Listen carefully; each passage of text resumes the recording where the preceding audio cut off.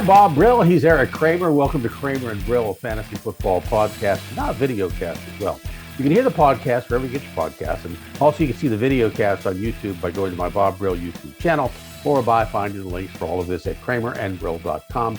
That's the easiest way. Just go to the website, www.kramerandbrill.com. You don't even have to leave the homepage. Week 8, and we have another bye week. So let's start by saying if you have players on either the Ravens or the Raiders, you're not going to have them this week. Those are the only two teams that are on buys. And just a note about the week 14 in ESPN leagues, there are still bye weeks as the NFL extended the season to 18 weeks. So if you start your playoffs before week 14, you're going to have players on bye. For week 15. Week 15 starts no more buys. But if your playoffs, let's say, start in week 14, you're going to have players on bye, and that's not a good thing. So it's an easy adjustment to make, and it's just go ahead and do it. Look ahead to see where you're at. Well, the winners this week, Matthew Stafford, who tossed for 334 yards and 3 touchdowns, no picks, and a win over the Lions. Joe Burrow, who threw for 416 and 3 scores, while Tua, Rodgers, and Brady all had normal and outstanding days. It was a really good week for quarterbacks, though. Let me humbly say Aaron Rodgers, had a good, near perfect day, in fact, after I gave him some grief on the show last week for his little comment at the end of the Bears game to a fan, whatever. Yeah. He did answer. So nearly 300 scrimmage yards, 3 touchdowns, one incredible touchdown where he's running to his right, throwing back to Devontae Adams in the middle. That was incredible. It was. Right? Not a lot of guys can do that. So anyway, hats off to him. The other guy I'd like to point out is Mac Jones. Solid through his first 7 games, but his best game was last game, and where he had, also 2 great games in losses, both once to the Buccaneers and to the Cowboys. So, in my opinion, he's coming off his best game as a pro. Now, I wouldn't start him this week because you got the Chargers coming up. But, considering, as you just mentioned, buys coming up, he might be a pickup for you. The other guy I'd mentioned, too, would be Jalen Hurts.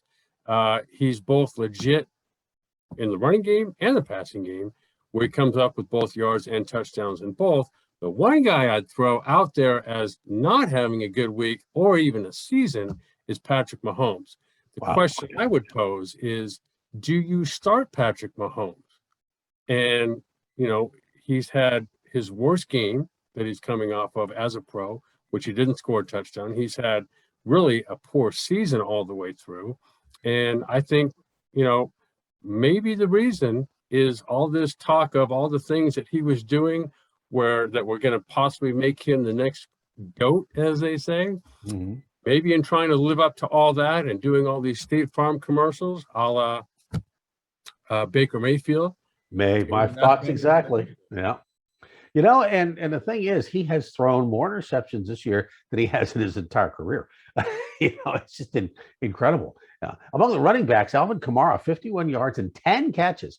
DeAndre Swift, 8 catches. The man you recommended, props to you. Ernest Johnson led all rushers with 146 yards of the score, added a pair of catches for 24 fantasy points. And yes, I did pick him up, and it was because of him and not DJ Dallas that I won my game.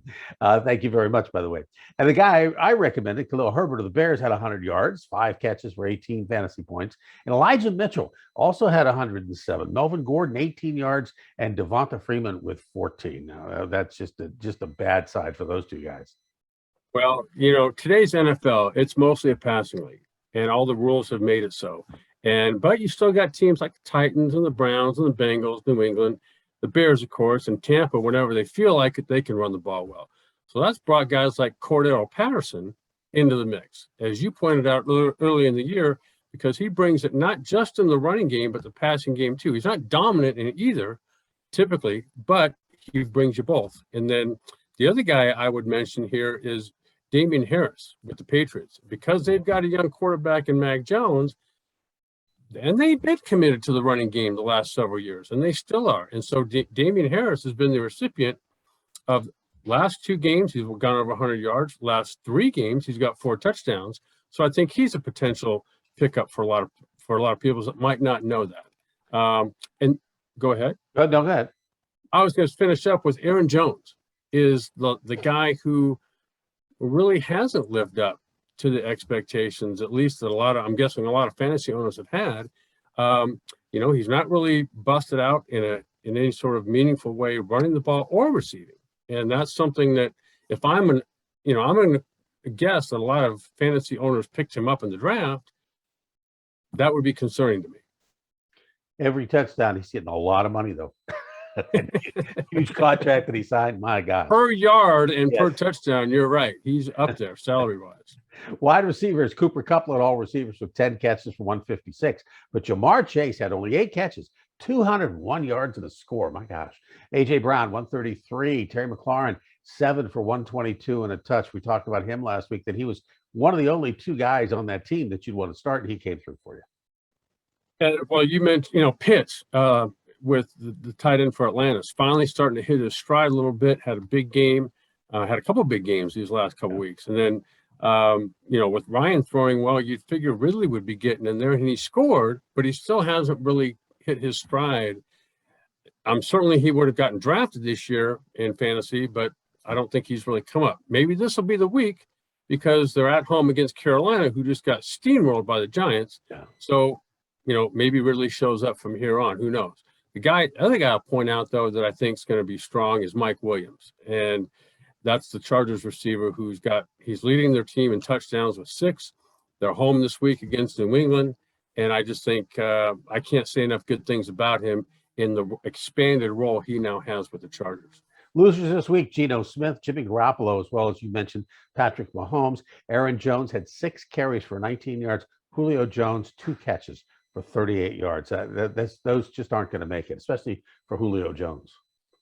I agree. And the other guys, the 2 or 3 guys I'd mentioned here that have fallen off too, would be one, Justin Fields, who had just as bad a game this last week, is maybe worse than he did against the Browns, where he had 3 interceptions and 3 lost fumbles. And then you got Tyler Heneke, who early on in the season, when no one was paying attention, he jumped off the screen as a viable fantasy quarterback. Now, all of a sudden, in these last 3 or 4 weeks, he's kind of fallen off. And the guy that I pointed out earlier that had really come on was Teddy Bridgewater. He's now kind of fallen off the cliff as well.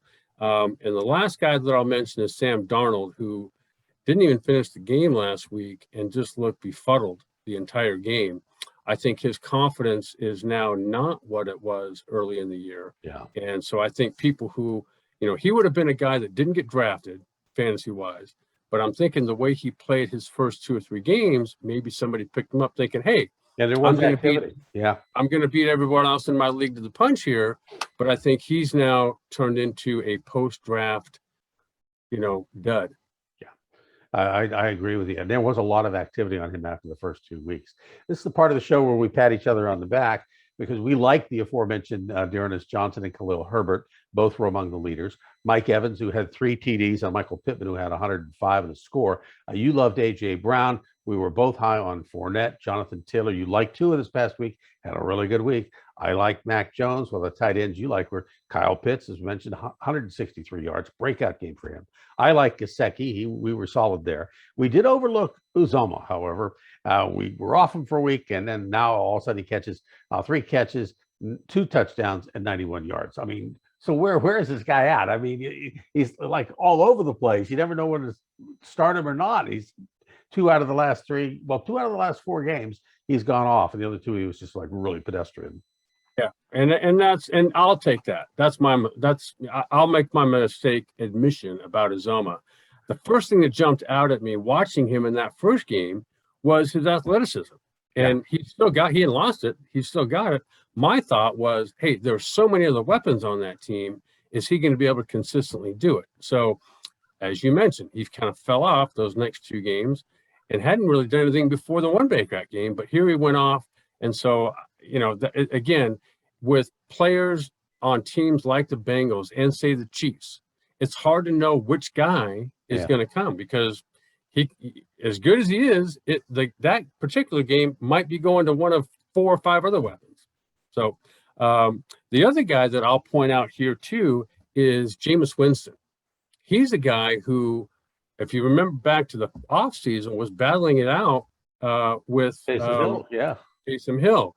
And I think the one thing that really jumps out to me so far is Winston's floor has risen. and he's got a great touchdown to interception ratio. Watching him the other night against Seattle, he does a great job so far, but much improved job anyway, with delivering the ball on time, reading coverages and anticipating throws, ball placement. And he doesn't compound a mistake with 5 others, And so I think he's a guy worth mentioning, not putting up great fantasy numbers, don't get me wrong, but he's the guy that maybe as the season goes on could develop into that. Is he the guy we thought he was coming out of college? That's the big question for me. The first part of his career, he was exactly the guy that came out of Florida State. And, he was kind of up and down, up and down, up and down. And, he was the number 1 overall draft pick based on, I think, his potential, but which he's never lived up to. Right. And so I think now he's not trying to be Superman Jameis Winston. He's literally trying to be the guy that makes the next right decision. And I think if you add that up over the course of a season, he's going to come out on top of that. All right, let's get to the games. Thursday night, the Packers and Cardinals. This was the supreme matchup going in. But with Devontae Adams, Lazard, Scanling Valdez all out, that means more targets for tight end Tonyan and Randall Cobb. They should both get a lot more looks. Jones and Dillon should get some more carries as well. Those are guys I'd ride if I had known. Amazing, isn't it? The effect that COVID now is having on the NFL reality football as well as fantasy football, because here's guys going down that you don't consider going down because it's not always because of injuries. And just like I said last week about the Bengals and them needing a definitive win, I put that on the Cardinals and Kyler Murray now this week, because you've got Aaron Rodgers who's coming off a great game. They're 6-1 after that debacle in week 1. They've now struck fire. You got, Aaron Rodgers talking about how this current Packers team reminds him of his previous Super Bowl Packers team, which a lot of people don't agree with, but he's also been right a lot of times when people haven't agreed with what he said. Right. So I think this is just, we'll see now, right? If the Super Bowl teams typically have depth.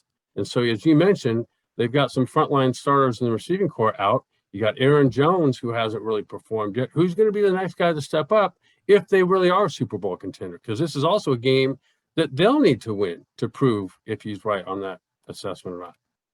Bengals and Jets, Joe Burrow and Jamar Chase have it going on.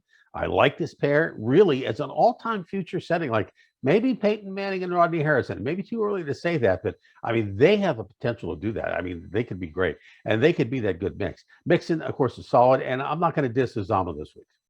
I learned too.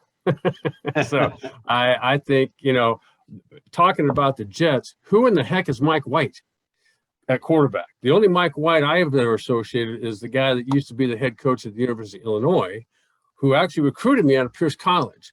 So this Mike White I've never heard of until last week. And so my thought on the Jets is, if you have them, sit them.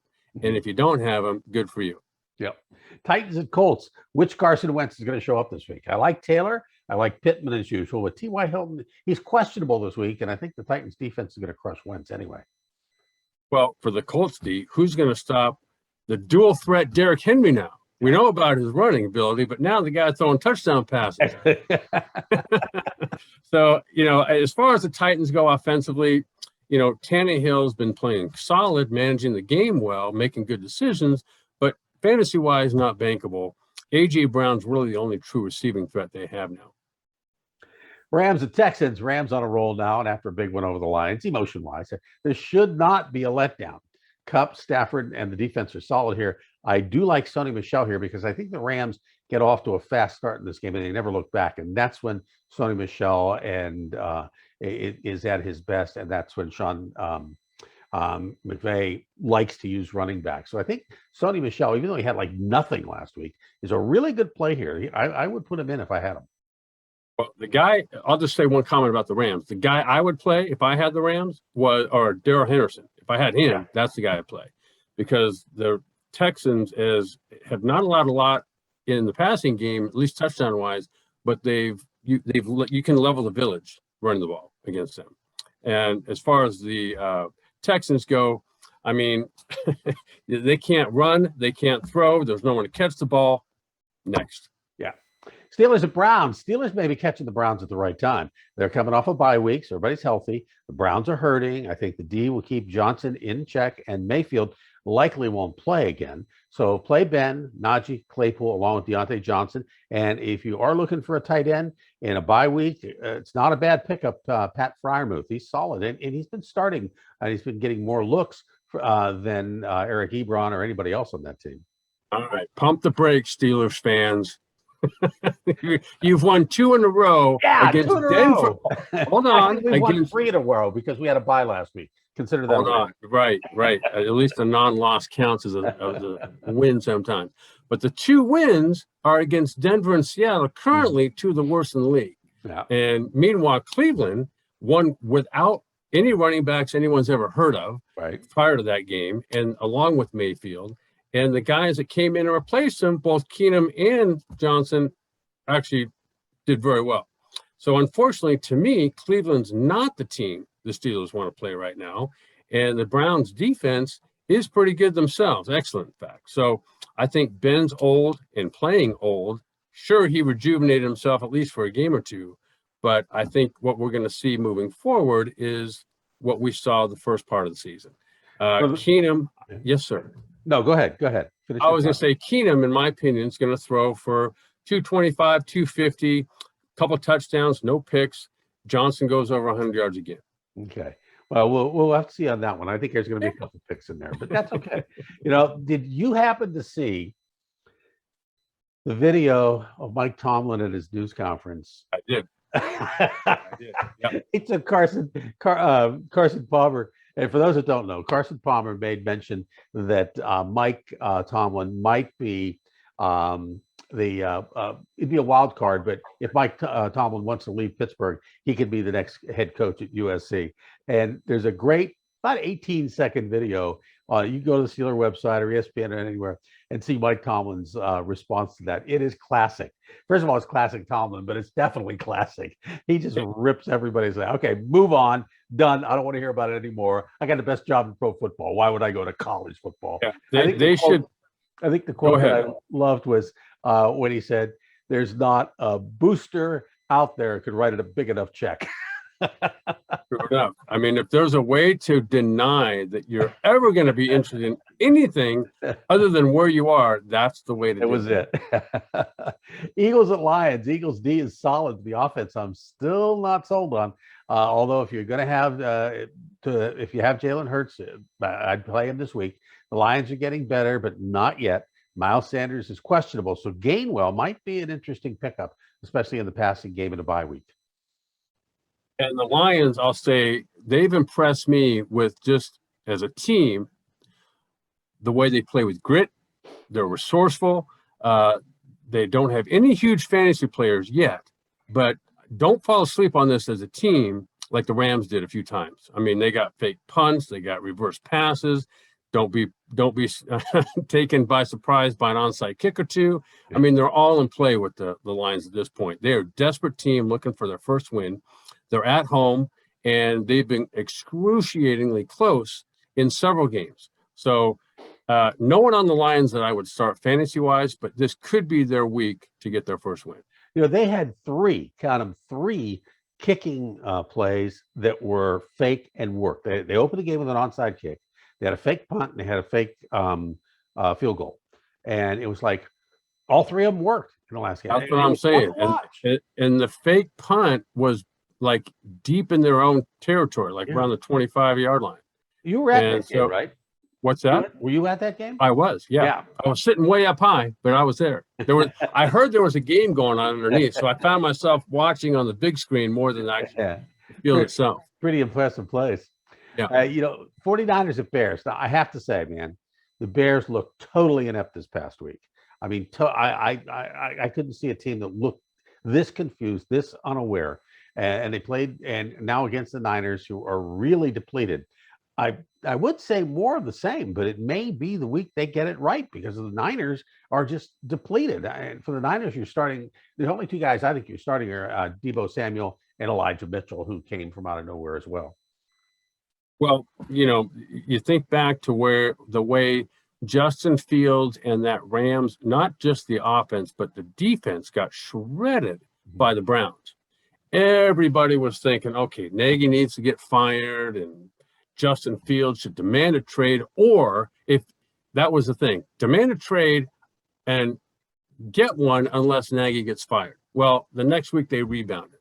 So this could be the game that they rebound again because, like you just pointed out, the 49ers are terrible against the Colts, both offensively and defensively. So they don't come into this game with any confidence either. And, you know, I think that while the Bears don't really have anybody that I would for sure start, I think Herbert's a possibility because they're going to run the ball, continue to. And Mooney could potentially be a guy, if you didn't have a better option, if the matchup, I think, favors the Bears in terms of the passing game this week. So Mooney might be a play here.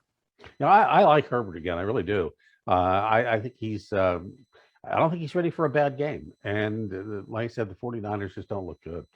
Panthers at Falcons, you got to figure Pitts is going to draw double coverage. But Ryan is savvy enough to get it to him anyway, so start both. And the nice thing is that should open up more lanes for Calvin Ridley and Patterson, who is having a solid year.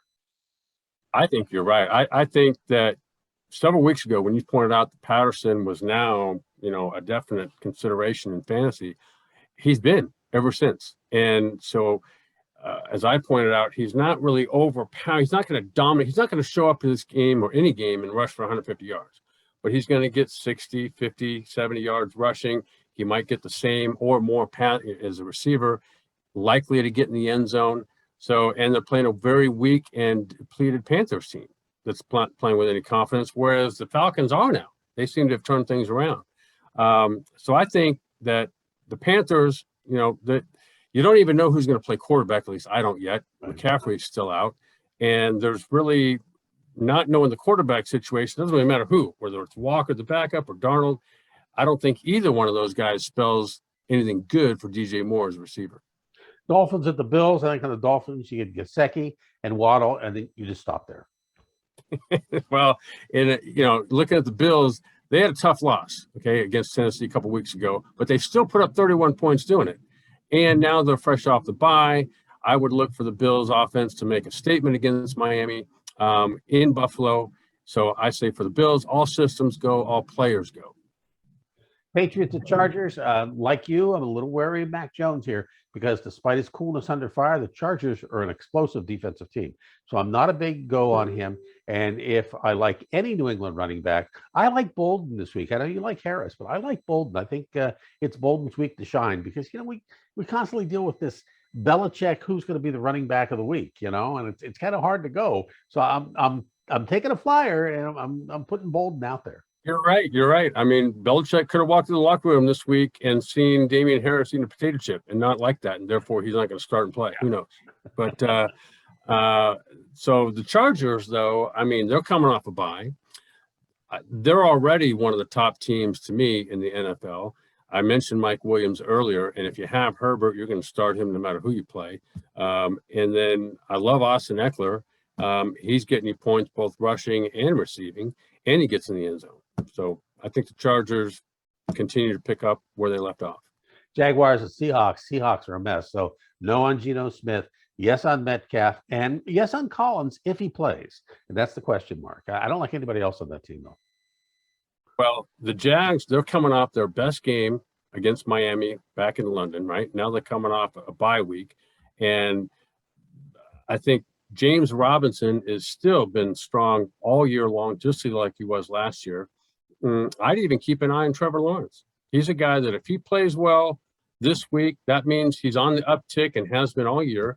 And he might just be good enough pickup for somebody who's got, as you mentioned earlier, buys coming up. Yep. Guy like Trevor Lawrence and Mac Jones, they could be a nice fill-in.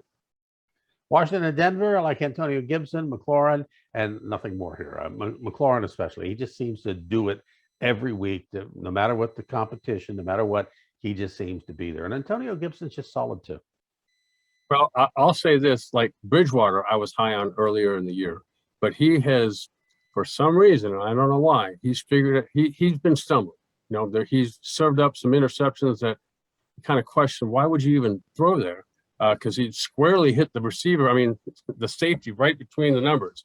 And Cortland Sutton, though, is a guy that he's been productive. He's tall. He's rangy. I like the physical confrontation he brings because he'll battle for the ball. And so he'd be the only Bronco I think I'd start. Buccaneers and Saints. You got Brady, Fournette, Evans, and with Gronk out, try Brate. If you Cameron Brate, if you need a bye week tight end, he might be the guy. He's not going to get a lot of looks, but he's going to get some, and he is a decent touchdown option. Well, and switching over to the Saints, I'll say Kramer for sure. They'll give him carries, and Jameis is going to go straight to him on any man route, screens. He'll find him late on dump offs, and I think just Kramer does so many things well that they've built the offense around him. And without Michael Thomas back yet, there's really no other players offensively that scare you out of the Saints. The Cowboys at the Vikings. The boys are rested after the bye week. Vikings are not. I go with Zeke. I go with Dak, and really all the usual suspects are at play here. All right. Well, apparently, did you check? Because the Vikings also coming off a bye, and even though they struggled earlier this year, I missed that. Oh my gosh, I missed it. No, go ahead. That's all right. So earlier in the year, they were struggling a little bit defensively, but offensively, they've been solid every single week. And so if I got somebody on the Vikings, I don't care who it is, Cousins, Thielen, Jefferson, Cook, or Madison, does not matter. I'm starting them. Well, it's the Sunday night game, so it should be a classic game anyway, and a game that guys usually shine if they're going to shine. So Monday, Giants and Chiefs. Giants are about as good as the Chiefs right now. Never thought I'd say that, but it's pretty close. Daniel Jones and Darius Slayton are good. I like Devonta Booker this week to carry the ball for volume. Yeah, you might be right here because I'd be very nervous to start any Chief at this point, and that includes Mahomes. I think I'd still go with Kelsey, but I think that Jalen Hurts, as far as let's say you have Jalen Hurts on your roster, but you've also got Mahomes. I'd give Jalen Hurts real consideration in this one. Oh, really? I would, because they're I forget who they're playing, but it's not anybody good. And I just think Mahomes is making too many decisions now that look forced, whereas they used to just be, oh, here comes a no-look pass out of nowhere. Now it just seems like the decisions he's making, he's not carrying the ball well when he's running it. He's making questionable decisions throwing it. I just think he's a serious consideration to replace and like I said, Jalen Hurts is just a guy that I'm thinking might be on someone's roster as well as Mahomes. You got it. And there you have it. Kramer and Brill, Fantasy Football Podcast. Now a video cast too. You can hear the podcast on iTunes, Stitcher, Libsyn, Odyssey, and wherever you get your podcasts. Now you can also see the video cast on YouTube. Just go to my Bob Brill YouTube channel or by finding the links for all of this at kramerandbrill.com. You don't even have to leave the homepage. It's right there for you, just to click of one or the other. That's the easiest way. For my friend and colleague Eric Kramer, I'm Bob Brill. We'll see you next time.